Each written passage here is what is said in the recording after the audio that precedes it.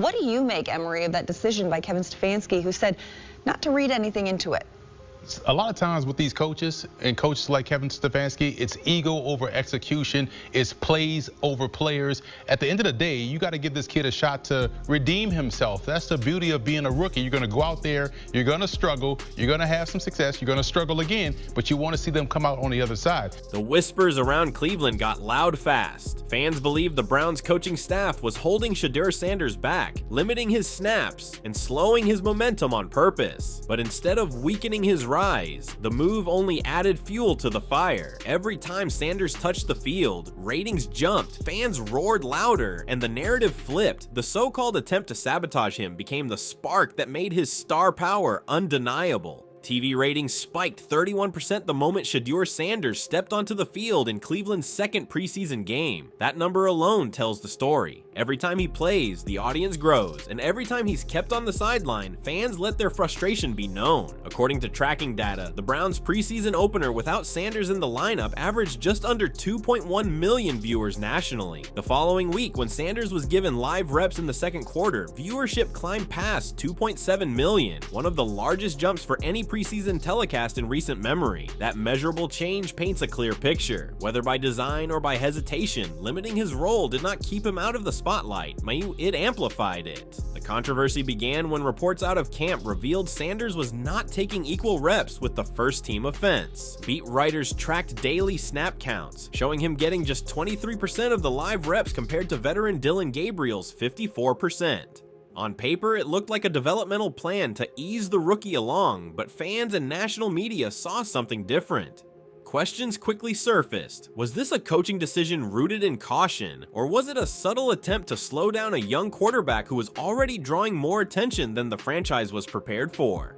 Within days, talk radio and online forums labeled it sabotage, a strong word that spoke less to fact and more to perception. Yet perception drives storylines, and storylines drive markets. The most telling reaction came not from reporters or coaches, but from the ticket market. On the secondary resale platforms, average ticket prices for the Browns' first preseason game without Sanders hovered around $42, barely above face value. The moment it was announced he would take extended reps the following week, those same tickets jumped to $88 on average, nearly doubling in price within 48 hours. That is not a normal fluctuation for a preseason matchup. It was a direct reflection of demand, with fans willing to pay more than double just to see Sanders in action. Attempts to limit his exposure may have kept his stat line clean, but they did nothing to contain his drawing power. In fact, they enhanced it. Cleveland's coaching staff may argue this was all part of a natural progression. Head coach Kevin Stefanski has long preferred to protect rookies by gradually building their workload. He did it with Baker Mayfield back in 2018, though Mayfield's case was slightly different given his early insertion into the lineup due to injury. Still, the Browns have a history of caution when handling quarterbacks. Yet in Sanders' case, the optics were entirely different. This wasn't a standard rookie learning curve. This was the son of Deion Sanders, a college star with one of the most recognizable names in football, arriving in a market desperate for a fresh face to rally around. When the coaching staff opted to lean on Gabriel instead, it didn't look like caution, it looked like resistance. Fans responded with their wallets, but also with their voices. Local Cleveland radio saw a 43% increase in call-ins on days following practices where Sanders was limited. Social media metrics showed his name trending locally even on days he didn't throw a single live pass. And when he finally took the field, the broadcast ratings spoke for themselves. National commentators highlighted his poise in the pocket, his mechanics, and even his leadership in limited action. The so-called sabotage narrative began to crumble because instead of stunting his momentum, the decision to hold him back created a wave of anticipation that only grew stronger when he delivered. One of the most overlooked numbers in this conversation is jersey sales. The NFL doesn't release team-specific breakdowns in real time, but league data confirmed Sanders ranked 7th overall in preseason jersey sales across the entire league. That placed him ahead of established stars like Nick Chubb and Deshaun Watson within his own franchise, despite playing only a handful of snaps. This wasn't just a rookie selling a few jerseys, it was a national movement, fueled by the idea that fans wanted to be part of his rise. If the Browns coaches coaches thought limiting his reps would keep expectations modest. The business side of football revealed the opposite. Every decision to sideline him only made his brand bigger. The immediate consequence was felt in the locker room as well. Reports suggested veterans were split. Some believed the staff was making the right call by protecting Sanders, while others felt the energy shift every time he entered the huddle. Players know when a quarterback has gravity, and Sanders had it from day one. Teammates saw the way fans reacted, the way media locked in on his every move, and they understood that any attempt to downplay his presence would only set up a bigger spotlight when he inevitably played. That tension bled into press conferences, where questions to Stefanski shifted almost entirely toward quarterback management. Instead of breaking down defensive progress or offensive schemes, every headline circled back to Sanders. Whether fair or not, the optics suggested the coaching staff was on the defensive,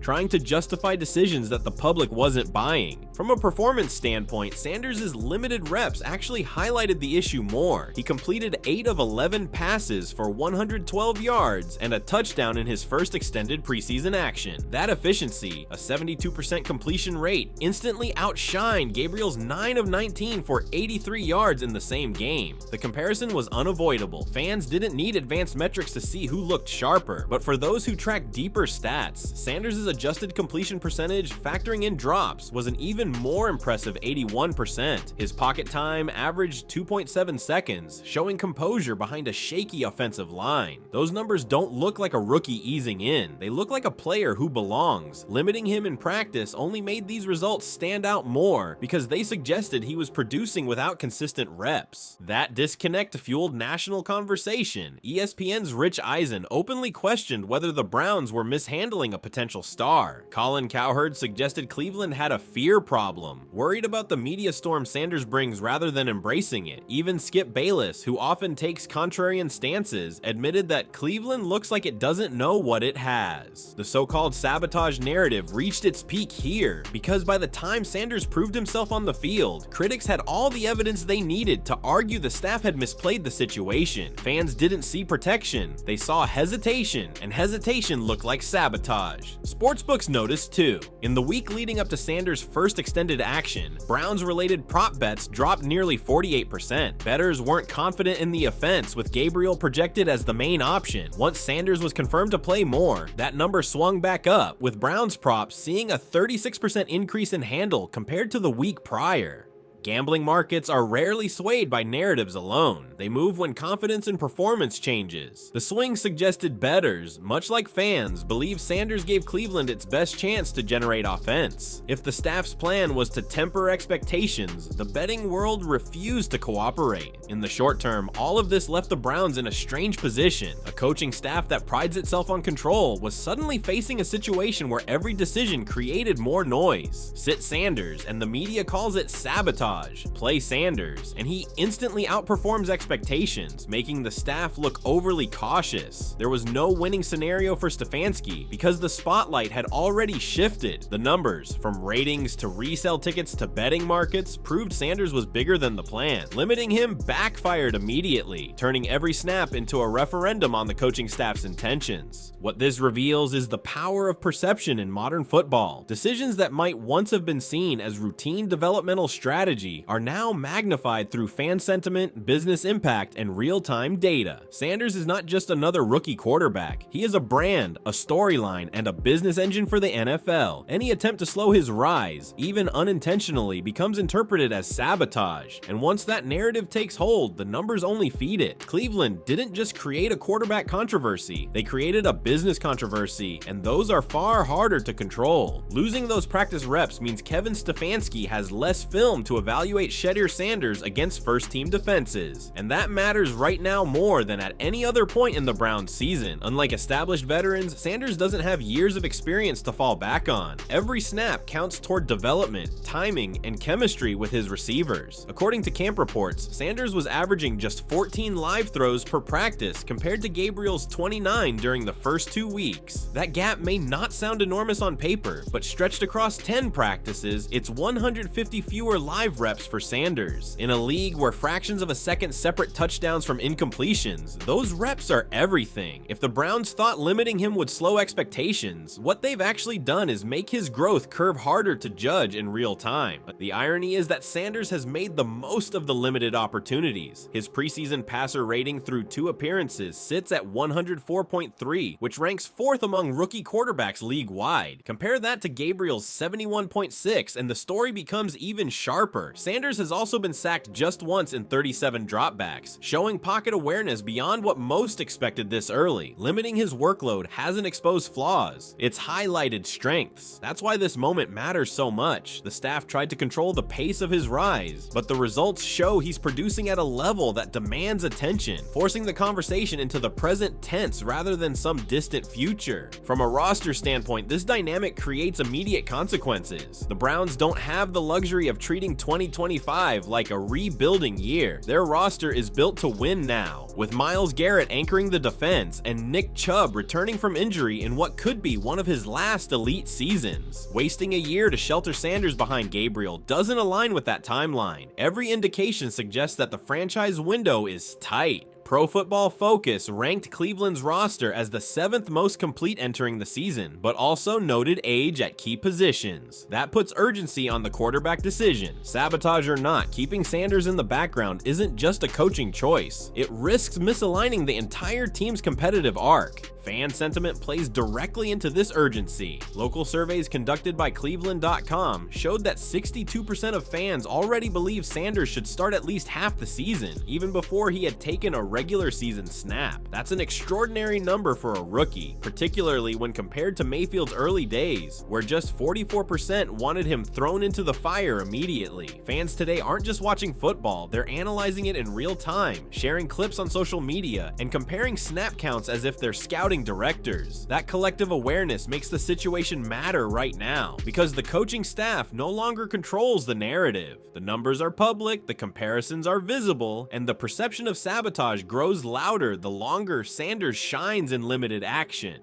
There's also the business timeline to consider. National TV partners schedule games based on star power, and Sanders is already proving to be a ratings driver. The Browns' preseason telecast against the Lions drew a 2.4 rating nationally, up 28% from the same slot last year. More importantly, regional viewership in Ohio markets spiked by 37%. That's not coincidence. That's Sanders' effect. If the Browns continue to limit him, they risk alienating not just fans, but broadcast partners who know his presence translates to higher ad revenue. Networks aren't in the business of waiting on development plans. They want stars on the field now. That adds pressure on the Browns organization beyond the locker room, because every lost rating point represents millions in missed advertising value. On the field, timing with receivers is the most immediate concern. Sanders' chemistry with Amari Cooper has looked sharp in limited action, with Cooper catching 5 of 6 targets from him in preseason play. But Elijah Moore and David Njoku have seen far fewer opportunities to build rhythm with the rookie. Historically, quarterbacks who don't build early chemistry with secondary options struggle against disguised coverages in the regular season. Limiting his practice reps could create growing pains later, which ironically undercuts the stated purpose of protecting him. In trying to slow things down, the Browns may be creating the very problems they hope to avoid. Comparisons to other rookie quarterbacks further underline why this moment matters. Patrick Mahomes didn't start until week 17 his rookie year, but he took 58% of first-team practice reps down the stretch of that season, ensuring he was ready when called upon. Lamar Jackson in 2018 saw 42% of preseason snaps before becoming the starter midseason. Sanders' current pace, just 29% of preseason snaps, puts him below both, despite playing in an era where rookie quarterbacks are more NFL ready than ever due to spread concepts in college.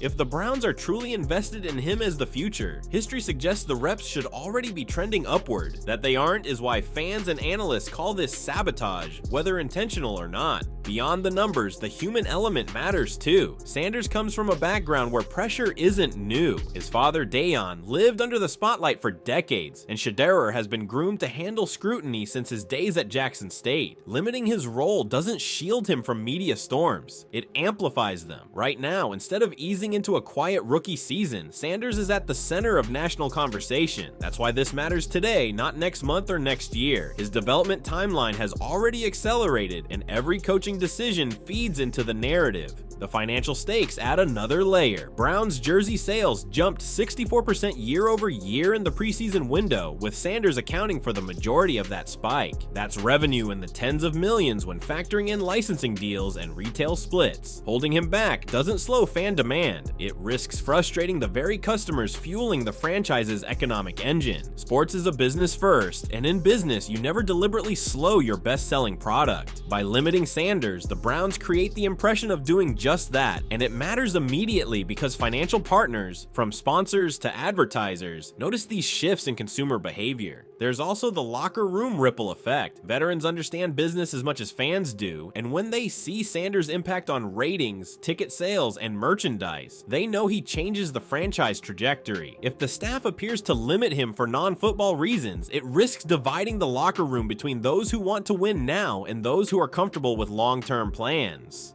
That division matters right now because it affects trust. Trust in leadership, trust in the depth chart, and trust in the organization's stated goals. Winning teams don't fracture over quarterback management, but the Browns' handling of Sanders has created just that possibility. All of this combines into one reality. The so-called sabotage attempt isn't a story about the future, it's a story about today. It shapes practice allocation, it impacts preseason evaluations, it alters betting markets, and it defines how fans engage with the team right now. Sanders is not a 2-year project. He's already the face of the franchise in the eyes of millions. The coaching staff may have hoped to slow the timeline, but the numbers, from snap counts to ratings, to prove the timeline has already accelerated. That's why this matters now, because in the NFL, windows close quickly, and Cleveland cannot afford to waste the one it currently has. Unlike Patrick Mahomes' rookie year, Shedeur Sanders doesn't have the luxury of learning quietly in the background. Back in 2017, Mahomes sat for most of the season behind Alex Smith, but his situation was drastically different. He had a proven playoff quarterback ahead of him, a top 5 scoring offense, and Andy Reid's system that allowed him to prepare without carrying the immediate weight of a franchise. Sanders, by contrast, is already being asked to be the spark plug for a Cleveland team that has no long-term stability at quarterback. That comparison alone highlights why limiting his reps feels so out of place. When Kansas City withheld Mahomes, the roster was built to win regardless. When Cleveland withholds Sanders, the roster looks like it's waiting on him to ignite its ceiling. Look back at Baker Mayfield's rookie season in Cleveland. He didn't start until week 3, but he took nearly half the first-team practice snaps during training camp and preseason. That preparation mattered. By the time he got into live games, he was sharp enough to throw for 3,725 yards and 27 touchdowns, breaking the rookie passing touchdown record at the time. Compare that to Sanders' current workload, just 29% of first-team practice reps and a much smaller preseason sample size. If Mayfield had been held back at that same rate, the results could have looked very different. History suggests withholding those reps doesn't just slow growth, it limits ceiling in the critical rookie year. Lamar Jackson offers another point of contrast. In 2018, the Ravens split reps between Jackson and Joe Flacco, but Jackson still logged 42% of the preseason snaps. By midseason, when Flacco's injuries forced Baltimore's hand, Jackson was ready to run the offense. His 6-1 record as a starter closed out the season and launched the Ravens into the playoffs. The reps mattered. Baltimore gave him enough exposure to be prepared when the time came. In Sanders' case, Cleveland seems to be doing the opposite and are scaling him back just as momentum builds. If the so-called sabotage narrative holds any weight, this is where it shows clearest. History rewards teams that embrace their rookie stars early. Holding them back often backfires. We've also seen the opposite end of the spectrum, where mishandling rookie quarterbacks leads to disaster. David Carr in Houston is the prime example. The Texans threw him into live action without adequate protection, and the 76 sacks he took in 2002 stunted his career before it even began. But even Carr had volume. He attempted 444 passes that season. Sanders isn't in danger of being overexposed behind a weak line, at least not yet. He's in danger of being underdeveloped by sitting too much. In other words, Cleveland isn't protecting him from failure. They're denying him the opportunity to learn from manageable mistakes. Perhaps the most telling comparison is Justin Herbert's rookie year in 2020. Initially, the Chargers had no intention of starting him. Tyrod Taylor was supposed to hold down the job, but after an unexpected medical mishap forced Herbert into the lineup, he seized the opportunity and never looked back. Herbert threw for 4,336 yards and 31 touchdowns, breaking Mayfield's rookie TD record. The lesson? Opportunity can't be manufactured, sometimes it's forced, and the players who are truly ready will thrive. Sanders has already shown in limited preseason reps that he looks the part. By holding him back, Cleveland risks missing the kind of organic breakout that turned Herbert into an instant star. Fans sense that parallel, which is why the word sabotage resonates so strongly. Every missed rep feels like a stolen opportunity. Another contrast worth exploring is with quarterbacks drafted into media-heavy markets. Take Mark Sanchez with the Jets in 2009. Sanchez started as a rookie not just because of his talent, but because the New York market demanded it. The Jets rode his presence all the way to the AFC Championship game, not because he was flawless, but because the organization understood the value of momentum. Sanders is in a similar situation. His brand, amplified by his father's legacy, means he isn't just a quarterback, he's a storyline. Trying to suppress that storyline in a media-saturated environment like the NFL is like trying to hold back a flood with a sandbag. It simply doesn't work. The numbers underline the danger of ignoring these lessons. Rookie quarterbacks who start at least 10 games in their first year have historically produced better second-year leaps than those who sit longer. Data compiled over the last 20 years shows that QBs who start early average 3,457 passing yards and 20 touchdowns in year 2, while those who sit behind veterans average just 2,781 yards and 15 touchdowns. The reps matter. Development isn't just about film study or sideline observation, it's about live action growth. By restricting Sanders' early exposure, Cleveland risks delaying his year 2 breakout, which in turn delays the franchise's overall trajectory. There's also a cautionary tale in how franchises handle perception. Robert Griffin III's rookie year in Washington was electric, in part because the coaching staff leaned into his star power immediately. Ratings skyrocketed, ticket sales exploded, and the franchise felt revitalized. But by year 2, a misalignment between coaching caution and player expectation led to public fractures. The lesson: once the genie is out of the bottle, you can't put it back in. Sanders is already out of the bottle. His star power has proven itself in rating spikes, jersey sales, and resale ticket surges. Any attempt to minimize that role feels regressive and invites backlash. History shows that suppressing a star doesn't protect a team. It alienates fans and destabilizes locker rooms. From the Browns' perspective, they might argue that their approach mirrors Aaron Rodgers' early years in Green Bay, sitting behind Brett Favre, but that comparison falls flat. Rodgers was drafted into a team with an entrenched Hall of Fame quarterback who still had years left at a high level. Sanders is in Cleveland, where no quarterback has held long-term stability in decades. The gap between Rodgers' situation and Sanders is so wide that using it as justification only reinforces the perception problem. Fans know the difference, and they aren't buying the patient development narrative. The more fitting historical lens is Russell Wilson in 2012. Drafted as a third-round pick, Wilson was expected to sit behind Matt Flynn, who had signed a lucrative deal in free agency. Instead, Wilson outperformed Flynn in training camp, seized the starting job, and never gave it back. The Seahawks' decision to embrace momentum rather than resist it changed the course of their franchise. Cleveland has the same opportunity right now. Sanders' limited reps already show he's outperforming expectations, while Gabriel struggles to inspire confidence. If history teaches anything, it's that hesitation in these moments often costs franchises years of wasted potential. Even outside football, comparisons matter. In the NBA, rookies like LeBron James and Zion Williamson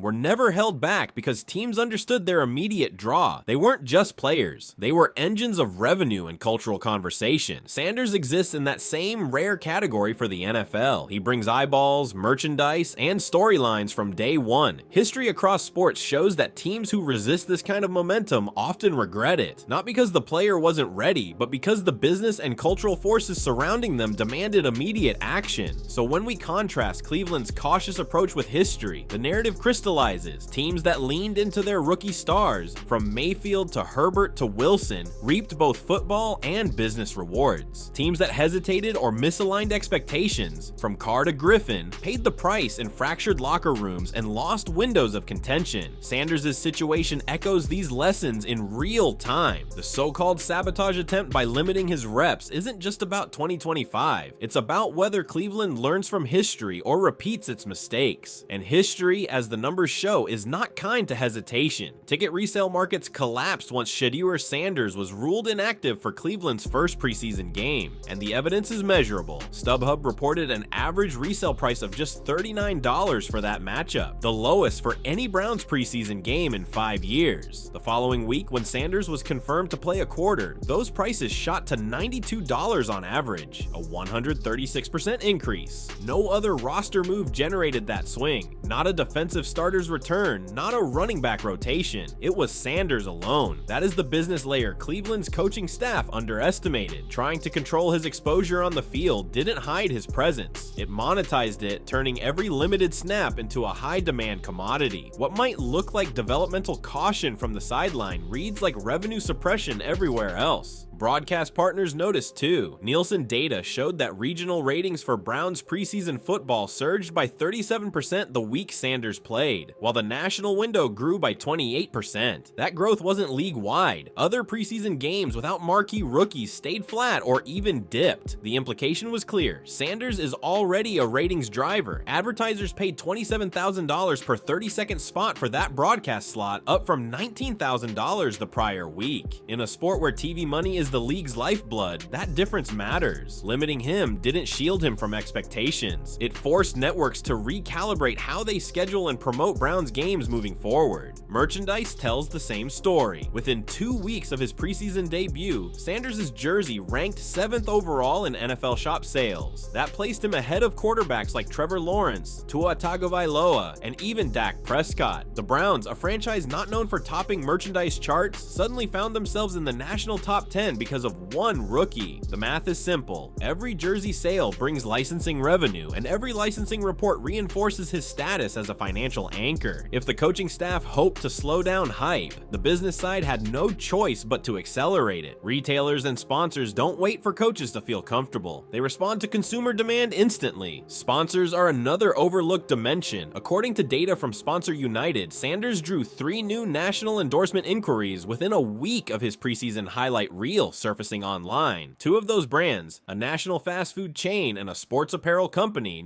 specifically cited his crossover appeal as a reason for approaching his management. This isn't unusual for a high-profile rookie, but the speed of the interest is striking. Normally, brands wait until a player's role stabilizes. With Sanders, they didn't wait at all. That means the Browns' handling of him now has implications not just for his development, but for multi-million-dollar partnerships tied to his name. That raises the stakes on every coaching decision, because limiting his role isn't just a football move, it's a financial ripple across industries. Fan sentiment amplifies all of this. On social media, Sanders' clips dominated highlight reels despite his limited reps. One 14-yard scramble he made against the Lions drew 2.3 million views on X, formerly Twitter, within 24 hours. By comparison, Gabriel's best throw from the same game barely cracked 38,000. That disparity in engagement tells the truth. Fans aren't buying into anyone else. They want Sanders. The longer the Browns delay, the more they risk frustrating a fan base that already carries scars from decades of quarterback mismanagement. Cleveland fans aren't casual observers. They've lived through draft busts, free agent flops, and endless coaching changes. They recognize when a player feels different, and they're unwilling to let this one slip away. That context makes the sabotage narrative louder because it feels personal. It feels like the organization is ignoring the one spark that fans finally believe in. Even inside First Energy Stadium, the sentiment is tangible. During Sanders' first home preseason snaps, crowd noise spiked to 106 decibels, rivaling regular season playoff atmospheres. For context, the average preseason crowd peaks at 94 decibels. That 12 decibel jump isn't just numbers, it's evidence of emotional investment. Fans didn't come to see vanilla play calls or second string rotations. They came to see Sanders, and when he delivered, they responded like it was January football. That's why limiting him isn't just a football strategy, it's a breach of the emotional contract between team and supporters. Fans pay to believe, and right now, Sanders is the only thing they believe in.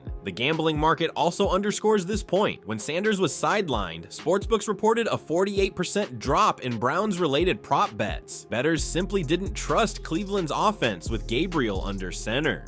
Once Sanders was confirmed to play extended reps, handle on Browns props increased by 36%. That swing isn't just random fluctuation. It shows that bettors who put real money on the line see Sanders as the difference between value and wasted wagers. Gambling is one of the NFL's fastest growing revenue streams, with league-wide sportsbook partnerships worth billions. That means Sanders' influence on betting interest makes him more than a rookie. He's a revenue driver across verticals. Trying to limit that presence undermines one of the NFL's most profitable growth markets. There's also the intangible value of narrative, which in modern sports has measurable impact. Every storyline that dominates ESPN, Fox, or social media translates into real engagement, which in turn translates into advertising value. Sanders is already being framed as both the underdog and the lightning rod, a rookie being held back by his own coaching staff. That narrative is sticky. It draws eyeballs beyond Cleveland because fans across the league relate to the drama of an underappreciated star. Attempts to limit his exposure didn't make him invisible. They made him relatable, and relatability in sports is currency. From a broader perspective, Cleveland's attempt to hold Sanders back reveals a cultural miscalculation. The NFL of 2025 is not the NFL of 2005. In the past, teams could control the flow of information and the pace of a player's narrative. Today, every practice rep is tracked, every throw is clipped, and every stat is amplified. Fans don't wait for official word. They build their own storylines in real time. Sanders' brand was already established through college highlights, his father's legacy, and his own social media following. Limiting him now doesn't rewrite that narrative, it simply adds a new chapter. The Browns don't get it. That perception lingers far longer than a preseason rotation.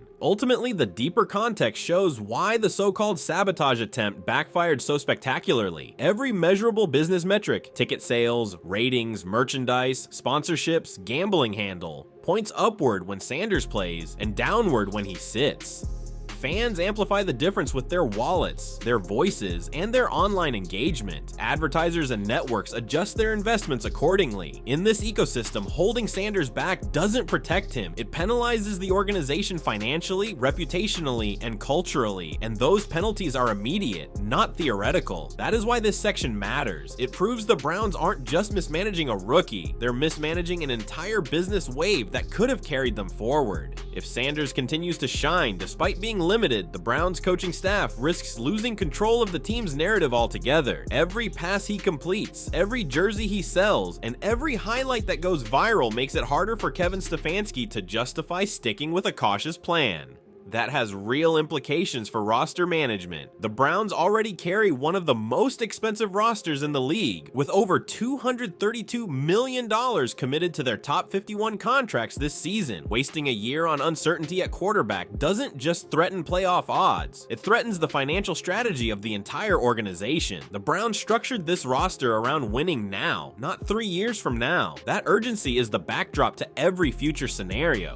The first and most obvious implication is job security for Stefanski himself. Coaches live and die by quarterback decisions, and the perception of sabotaging Sanders could become a career-defining narrative. Fans and media alike will track every rep and every snap, and if the Browns stumble early in the season with Gabriel or any other option under center, patience will evaporate. According to Pro Football Reference, Stefanski's Browns have averaged just 20.6 points per game over his tenure, ranking 21st in the league. If Sanders offers even the potential to raise that ceiling, continuing to suppress him becomes indefensible. A rocky start combined with visible hesitation at quarterback could put Stefanski on the hot seat by mid-season. That pressure isn't speculative, it's baked into the numbers. Playoff odds shift dramatically depending on quarterback play, and sportsbooks are already adjusting. Early season futures place Cleveland's playoff chances at 41%. Following Sanders' preseason debut, those odds ticked up to 49%. A rare move for a team whose depth chart hasn't even officially changed. That swing, subtle as it may seem, represents millions of dollars in betting handle and signals that markets believe Sanders increases the Browns' postseason viability. If he remains limited and Cleveland drops winnable games, those odds will tumble, and with them the perception of the coaching staff's judgment. The NFL is ruthless in this regard. A team with playoff caliber talent but no quarterback clarity is a team spinning its wheels. For Cleveland, that outcome could lead to sweeping organizational change. There's also the sponsorship landscape to consider. National brands don't tie themselves to quarterbacks buried on depth depth charts. They invest in visible stars. Sanders has already attracted early interest, and if he keeps producing in limited action, his appeal will only grow. The danger for Cleveland is that sponsors may bypass the franchise entirely and attach themselves to Sanders as an individual brand. That scenario undercuts the Browns' leverage in securing team-wide deals. For example, a local car dealership might sign Sanders directly for an endorsement rather than renewing a broader partnership with the Browns organization. That fragmentation hurts long-term revenue. By holding Sanders back, the team risks allowing him to become bigger than the franchise brand, a reversal of the power dynamic teams typically work to maintain.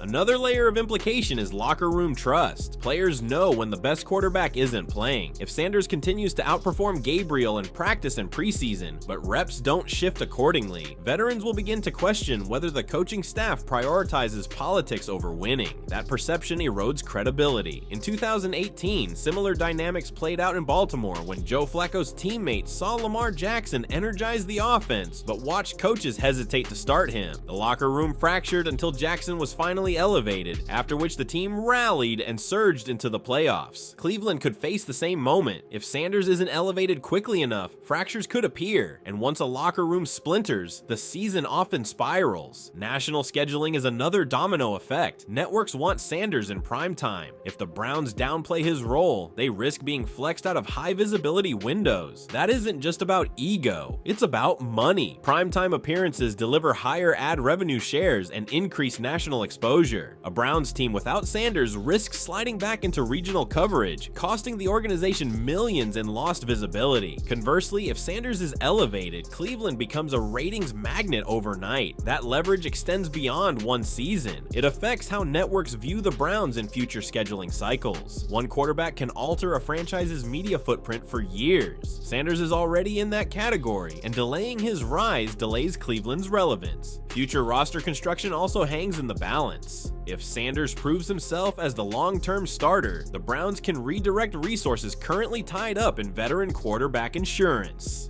That opens cap flexibility for extensions, free agent pursuits, or shoring up weak spots on the offensive line. But if his evaluation is delayed due to limited reps, Cleveland risks wasting another offseason unsure of whether to build around him fully. That uncertainty costs money and draft capital because the team may hedge with additional quarterback investments instead of consolidating around Sanders. The financial and strategic cost of indecision is real, and it compounds the longer the situation drags on. The fan relationship with the franchise is another forward-looking implication. Cleveland supporters have endured years of frustration at the quarterback position, from Johnny Manziel's implosion to Mayfield's polarizing tenure to Deshaun Watson's ongoing controversies. Sanders represents a fresh start, untainted by that baggage. If the team is seen as undermining him, fans may once again turn cynical, and cynicism translates into ticket cancellations, reduced merchandise sales, and lower local TV ratings. Already, surveys suggest that 62% of Browns fans want Sanders to play this season. If those desires are ignored, it risks alienating the very fan base the team relies on. In markets like Cleveland, loyalty is everything, but even loyalty has limits when frustration becomes generational. On the flip side, if Sanders is embraced, the upside is enormous. He has the chance to become not just the face of the Browns, but one of the league's premier young stars. That means increased national TV slots, a surge in merchandise sales, and a revitalization of Cleveland's football identity. Think of how Joe Burrow transformed Cincinnati. Once a small market afterthought, now a perennial primetime fixture. Sanders has that same potential, and the Browns' decision-making in the next few months will determine whether they ride that wave or squander it. The sabotage narrative, intentional or not, only accelerates the timeline for this choice. Future implications extend to Sanders' own trajectory as well. If limited reps slow his development, he risks entering year 2 behind schedule. That could cost him Pro Bowl appearances, early contract leverage, and even Hall of Fame trajectory. On the other hand, if he forces his way into the lineup now, his accelerated growth could put him in position to negotiate massive extensions earlier in his career. Rookie quarterbacks on fast tracks not only change their franchises, they change their personal financial futures. Every snap Sanders takes in 2025 shapes the arc of his entire career. That's why this isn't just about sabotage in the short term. It's about the long-term implications for a player carrying a generational name. Finally, the league as a whole is watching. The NFL thrives on stars, and Sanders represents a crossover figure capable of drawing in younger audiences, particularly those who followed his father's career or his college rise at Colorado. If the Browns slow roll him, the league misses out on one of its most marketable assets in real time. That could affect league-wide initiatives, from jersey marketing campaigns to international game promotion. In other words, Sanders isn't just Cleveland's future, he's part of the NFL's broader growth plan. That raises the stakes beyond one team, putting additional pressure on the Browns to make decisions that align with league interests. In sum, the future implications of the so-called sabotage attempt are wide-ranging and severe. Job security for the coaching staff, playoff odds for the team, sponsorship and broadcast revenues, locker room trust, roster construction, fan relationships, Sanders' own career trajectory, and even league-wide marketing efforts all hang in the balance. Limiting him isn't a neutral decision, it's a cascade of risks that grows heavier the longer the hesitation lasts. The backfire isn't just immediate, it projects forward, shaping the Browns' identity for years to come.